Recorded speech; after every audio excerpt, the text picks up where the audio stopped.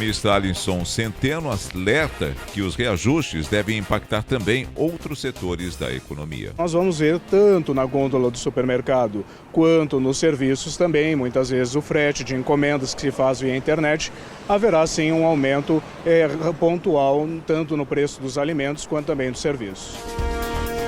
Com os preços altos, postos que cobram valores mais baixos podem atrair os motoristas. Mas especialistas chamam a atenção para a possibilidade de fraude nos combustíveis. Um teste que pode ser feito pelos consumidores é verificar a quilometragem feita pelo veículo após abastecer em cada unidade.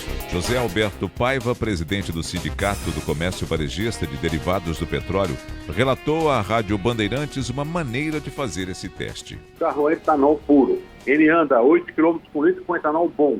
E com etanol desse tipo que nós estamos falando, com água a mais, com etanol misturado, ele passa para 5, 5,5. Então existe uma diferença muito grande no consumo.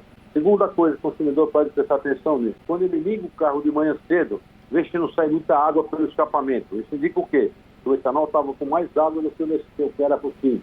Então ele solta essa água pelo escapamento também. Bandeirantes 7 e 9. A inflação e a alta dos juros no Brasil são consequência de uma política fiscal desequilibrada do governo Lula. A avaliação é do ex-secretário de Política Monetária do Ministério da Fazenda, Marcos Lisboa, entrevistado no canal Livre da Band. Para o economista, a elevação da taxa Selic para 13,25% ao ano, anunciada na semana passada pelo Banco Central, não é a ideal. No entanto, se faz necessária para conter as perspectivas de piora no IPCA, que pode chegar a 5,5% neste ano, segundo projeções do Boletim Focus. Marcos Lisboa entende que o problema está na expansão de gastos do governo, que num primeiro momento aparenta trazer resultados positivos. Mas que a longo prazo não é sustentável. O problema no Brasil é a questão fiscal, né? O desequilíbrio fiscal, né, que a gente tem vivido no Brasil e a perspectiva de crescimento da dívida, né, e a maneira como o governo fez opção pela política fiscal, né, levou, né, a resultados bons no curto prazo, né, emprego maior, né, uma atividade mais forte, mas inflação mais alta, né, e a subida dos juros de mercado, né, e depois da Selic.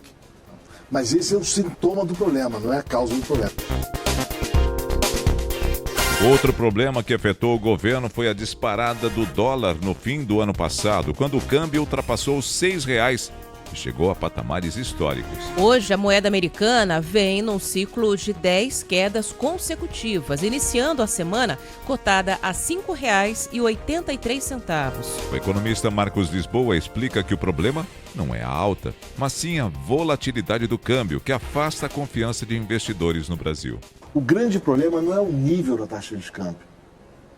E nem tanto ao nível dos juros, que é muito alto no Brasil, né?